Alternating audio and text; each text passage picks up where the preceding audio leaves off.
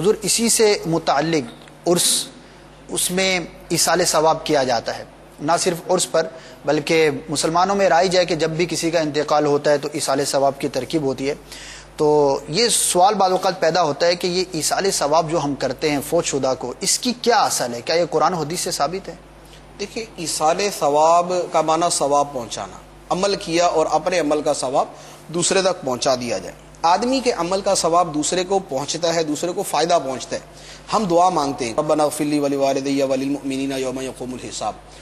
اب ہم دعا مانگ رہے، دعا عمل تو ہمارا ہے، ہمارا عمل ہے، لیکن اس کا فائدہ دوسروں کو پہنچ رہا ہے۔ قرآن پاک کے اندر دوسری جگہ ہے ربنا اغفر لنا ولاخواننا الذین سبقونا بالایمان، کہ اے اللہ ہمیں بخش دے اور ہمارے جو ہم سے جو پہلے ایمان لے ان کو بخش دے۔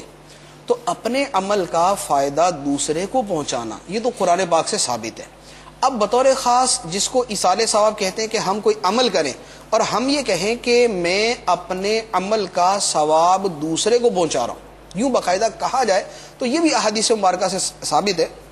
بخاری شریف کی حدیث مبارک ہے، حضرت عائشہ رضی اللہ تعالی عنہا سے مروی ہے، سرکار دو عالم صلی اللہ تعالی علیہ وآلہ وسلم کی بارگاہ میں ایک صحابی حاضر ہوئے اور انہوں نے عرض کیا کہ ان امی افتلتت، کہ میری والدہ کا انتقال ہو گیا، وَأَزُّ بولتی۔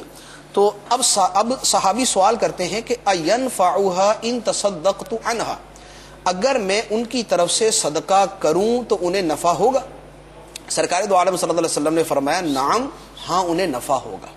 ایک دوسری روایت کے اندر یہی صحابی حضرت سعد بن عبادہ رضی اللہ تعالیٰ عنہ سرکار دو عالم صلی اللہ علیہ وسلم کی بارگاہ میں آئے اور انہوں نے آ کے دوبارہ وہی سوال عرض کیا کہ میری والدہ کا انتقال ہو گیا، تو فَأَيُّ صَدَقَةِ أَفْضَلُ، کون سا صدقہ ہے جو میں ان کی طرف سے کروں تو اس میں زیادہ ثواب ملے گا؟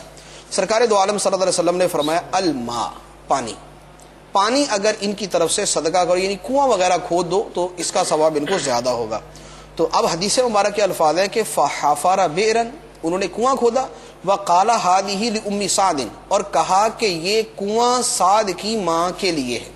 اب وہ کنواں سعد کی ماں کے لیے کیا مطلب؟ پانی تو نہیں پہنچے گا، اس کنویں کا ثواب سعد کی ماں کے لیے ہے۔ تو یوں عمل کرنے کے بعد اس عمل کا ثواب کسی دوسرے کو پہنچا دینا یہ جائز ہے، اور یہ احادیث مبارکہ سے ثابت ہے۔ ایک